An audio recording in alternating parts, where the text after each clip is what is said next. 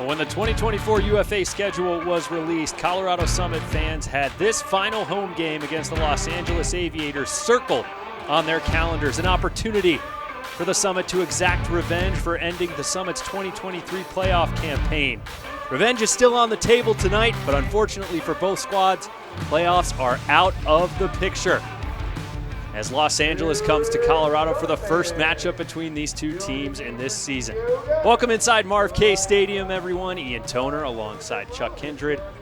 Chuck, I don't think this is where either team imagined they'd be at this point in the season, but there's still a ton of pride and development left to play for. Got hints from the coaching staff that Tabor might play both offense and defense, already a new career high with 10 assists on the season. So Colorado fighting to finish the season at 500. Aylin Learned back in the lineup for the first time since that Central Division road trip. There's Teddy McGowan. He's making his UFA debut. The fans here in Colorado enjoying Freshie Hour. It's a scorcher here in Golden, and the opening pull is coming right up. Nice grab there by O'Brien to give the Seattle offense some breathing room. Norden gets it over to the sideline. Little miscommunication there on the underneath. And a great block there by Connor Olson, who got out in the lane. And here's another break chance for the Colorado D-line. A great awareness there by Connor, just to see the play as it develops and know when to leave his man to get that poach block. Snushka inside. A little too greedy there, immediately picked off by O'Brien, who now has 2 blocks in this first half, despite starting on the O-line. Must be nice. Disc in the hands of Norden, thought about the deep shot. Takes the easier option to Tommy Lee, and the low swing goes off his hands and out of bounds. Connor Olson shooting crossfield right away. The missile lands right in Seth Ferris's breadbasket, and Colorado has the first break of the game. And Denny Beach is just racking up the fantasy points. I don't know if he's on your fantasy roster, but he should be. So Denny Beaches now with 3 goals, 1 assist, a block, no turns, and 167 total yards in his Colorado Summit debut. Not a bad return to the UFA. Nice signing, JT. That's what being a GM is all about. Go out and find the talent, sign it. Just over 2 minutes remaining here in the first half. Seattle's offense back out there. Disc in the hands of Zeppelin Ronig. He continues to Khalif El-Salam. Pump fakes the deep shot. Yeah, Garrett Martin had steps deep on Snushka. Khalif playing a little more conservative here. Wolf. Back to Lofink. El-Salam, marked by Frood. Hangs a flick up there. Ronig versus Marshall. A crowd forming underneath it, and Kai Marshall swats it down. That's the Kai Marshall that you were so excited to see join the team last year. Great in the air, and right when I said Khalif was playing more conservative, he completely backpedals. Khalif with 4 turns last night against Oakland. And Kai Marshall, great to see him get a block after the injury-plagued 23 campaign limited his availability. And how about that assist? Right into the hands of Seth Veris. And Colorado matching its largest lead of the game late here in the first half. Here's Ambrose. Sneaky inside shot trying to send Worthington, but too much juice on that one. You got to wonder if that's one of those throws that maybe at sea level it sits just a bit longer. But here at elevation, Disc just carries. Yeah, and we've seen Disc just take off in that direction. Like we saw what looked like a Guinness World Record pull a couple minutes ago, just fly over the fence. 45 seconds left here in the first half. Hodeling sending his receiver. What a phenomenal grab there by David Yu in his UFA debut. Yu on the goal line, Colorado out of timeouts. 30 seconds left here in the first half. Kuhlman back to his D-line roots, crossing over from the O-line. Playing catch with Hodeling. Sending him to the end zone. He hops in. And the Summit take their largest lead of the game with 19 seconds left in the first half. A lot of energy from Salt Lake. What a time for the first assist of Simon Dastrup's career. giving Salt Lake the early 1-0 lead. And here's Kyle Weinberg on the pull for Salt Lake. Matty Jackson going to the turf to stop the roll. Alex Atkins finding Alex Tatum. He's sending Noah Kuhlman. This one's hanging a little bit. Kuhlman boxing out. Maintains possession. Reset to Connor Tabor. Off the line to Atkins. Atkins with the big fake, he goes. Tony Moonga hunting, so close to a block there. And there's the turnover. Moonga's taken off.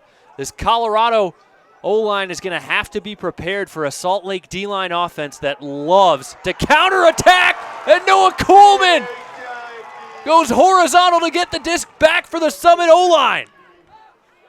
Kuhlman to the end zone. Tatum clap catches it. First look at the Salt Lake O-line. We've had 3 turns through the first 2 points. There's Elijah Jaime. Getting the underneath and resetting to Sean Knoll. Just over 300 yards away from becoming the first Salt Lake player to reach 15,000 total yards. What a milestone that would be for him. Deep shot going up to Jordan Kerr. Kerr bodying against Frood, and Frood wins that one. Yeah, 2 elite guys, and Frood's no stranger to going deep. He said, I know what you're trying to do, Jordan Kerr, and I'm going to get there first, put my body on you, and make it impossible for you to close out. Nice play by Frood. Snushka finds Hodling. Tough grab there by the UFA rookie. Yeah, good thing they cut the grass. Another UFA rookie, Chance Cochran, getting his first touch here. Cochran looking for Marshall, contested grab. Bounces it back off the line to Hodling. Hodling sending it. This one's hanging. Matthew Jarvis is there. Jarvis rips it down. Colorado has this game back on serve. Oh my goodness. Never know when you're going to need that one. Who can forget that? Alex Atkins stepping into a backhand. This will get to the end zone. Crowd forming underneath. Noah Kuhlman goes up above everyone and rips it down with authority. Dastrup on the mark. Disc whistled back in. Alex Atkins going up, snags it past a bidding Taylor Barton. Tatum taken off, and Atkins' throw is too far. Yeah. That's a tough throw in that same third corner. It's tough. Yeah, very difficult angle. Even for the receiver there, having to look over the right shoulder, toe the line. Defenders coming off the backside. Not a great look from Atkins. Most turns we've had in a point so far tonight. We are up to 5 right now. Make it 6. Oh, man. Who's going to call a timeout first?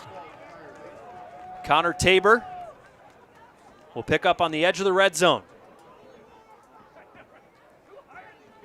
Sending to the front cone. What a grab there from Alex Tatum. Going horizontal to bring that one in. There's the first turnover of the second half for the Colorado Summit. Here's Johnny Hoffman turning on the Jets. Can Hoffman get there? Yes, sir! Miller fighting for the reset. Big upliner to Artis. He catches it through the double coverage. Knifes it up to Dunn. Out the back of the end zone. What a phenomenal effort there from Dunn to try and greatest it. I'm not sure if he took off from inbounds or not, but you can't deny the athleticism on that attempt. That's crazy to be able to do that without injuring yourself. It's pretty remarkable. Here's Elliott's first touch as a pro, completes it up to Tatum. Tatum sending Snushka to the end zone. Snushka legging it out. Nick Snushka's there. Colorado with its second break of the first quarter, and the Summit regain the lead. Lazinski with 5 seconds left, swings it, now 2-1. Miller uncorks the hammer to the back corner. That one works. Matt Miller connecting with Oliver Artis. And the rookie from ASU with his second goal of the quarter. Between Matty Jackson saying we want to win with our legs and Mike Lund saying motor, I think the emphasis is not on creative, crazy throws, but on driving with the legs and opening up space for your teammates. Yeah, great message and great leadership from Matty Jackson. He's at a stage of his career where he really has something this team needs, and I'd love to see him come into the center and use his voice. Goldstein to Jackson, gets the swing off to Elliott. Youngster making his UFA debut tonight. Frustrated in the backfield, but throw goes upfield to Tatum, and Marshall gets the next under. Nice flow from Colorado here. Elliott in power position. They've worked the disc up to midfield now. Here's Ferris. You hear the teammates yelling off, getting that disc off the sideline right away, and all of a sudden they're on the edge of the red zone. Yeah, love the movement, the quick throws, reversing the field. Tatum up the line to Matty Jackson, and the Cookie Monster is in the end zone. Tatum in power position. Cochran off the line to you. And Matt Miller on Sandy Brown, giving up about 9 inches on him. Cochran down the line. Bruce legging it out. Logan Bruce is there. Colorado's D-line offense goes the length of the field for the 3rd time this game. And the Summit matched their largest lead of the night. 10 seconds left in the quarter now. Hammer into space. That's a perfect shot to Miller. Here's Rubin on the attacking half of midfield. He unleashes. He's got Artis. Defended by Snushka. Minfink. He's got Semrin, Kuhlman streaking, but the throw doesn't go up. Through Definer. San Diego falling into its matchup defense now. Semrin. Atkins. Finer, throw to space. Perfect touch for Zeke Thorson. It's just everything Quinn forces them. High percentage, perfect. The swing goes over to George. George with the fake. Tabor pleading for the foul. Sandy Brown defending, and he swats that one away. A casual end zone shot there from the Aviators. And Sandy Brown makes LA pay. Sten Larson legging that one out. Resetting. Here's Rodriguez shooting cross field, looking for Snushka, who climbs the ladder and rips it down. Keoy with the deep shot, trying to send Cook, chased by Goldstein. Goldstein with the block. Yeah, this is the 6th meeting between these two franchises. Colorado with a 4-1 record against LA, but of course LA's lone victory, that July 29th, 2023 playoff victory that sent LA on to the West Division Championship game in Salt Lake and ended Colorado's season. Quinn Finer sending a backhand huck deep for Atkins, and he rips that one down. Atkins going back cross field. All kinds of time for Zeke Thorson. And they are initiating with their legs. Tough grab there by Rodriguez. Shooting cross field over the traffic, and Snushka with his 2nd towering grab of the night. I mean, what do you say about that? Welcome to Game Day Live, post-game coverage from 2024 UFA Championship Weekend, where the Minnesota Wind Chill have captured their first championship in franchise history, taking down the Carolina Flyers 17-16. Ian Toner and Evan Lepler, privileged to be joined right now by the nose-bleeding Josh Klain, Brandon Mattis, and Brian Vanuka. Gentlemen, just off the top, I'd love to hear how you're feeling, how you can put your emotions into words at this moment. I really can't. I'm in shock. I mean, not the kind of shock that I didn't think we could do it, but no one thought we could do it. And we've faced adversity both these games where it felt like the tides were turning and we just responded. And I'm in shock. I got no words. I'm in shock. Devon, what do you got? Yeah, I mean, I think the culmination of all the hard work that we put in all season, it feels like we kind of got all the pieces together. Everything started clicking, and there's a togetherness throughout the locker room both days where everyone was doing it for each other, and you could just feel that energy from the sidelines on the field. Everyone's rushing. What do you need? We got water, we got oxygen, we got snacks, all the above. So it's just the support from everyone else just makes you believe that much more. So. And I'm hearing you talk about from the beginning of the season, this weekend, Mattis, you're part of the original crew, man. You've got the unique perspective. Just how does this feel? It's about damn time, huh? Yeah, it feels great. I mean, we're like insane to do what we do out here. People think we're crazy, but this is just validation for all the hours in the gym and on the field and in the captain leadership calls. And it's so validating to be out here. And like, to have everybody think we can't do it and then come out and prove that the Central Division is the best defensive division in the league feels really damn good. You go wire to wire. You never trailed. Got a little hairy there at the start of the fourth quarter. But the start of the first quarter, where you took advantage of Carolina's mistakes, you had a 4-0 lead before you turned the disc over. Brandon, how did you guys start the game with such fire and intensity, especially after the bizarre delay that we had at the outset tonight?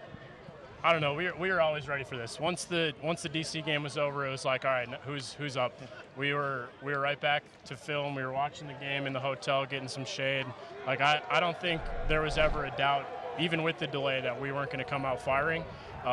We won the flip. We got to put the defense out there, and that's all we needed to get a spark, right? Josh, you were so critical in unlocking upwind opportunity for you guys tonight. And the wind was different than the conditions that you played in yesterday. It felt like it was a little less severe, but it also was traveling in a different direction. You guys had so much to adapt to. Just take me through your mindset out there as a thrower.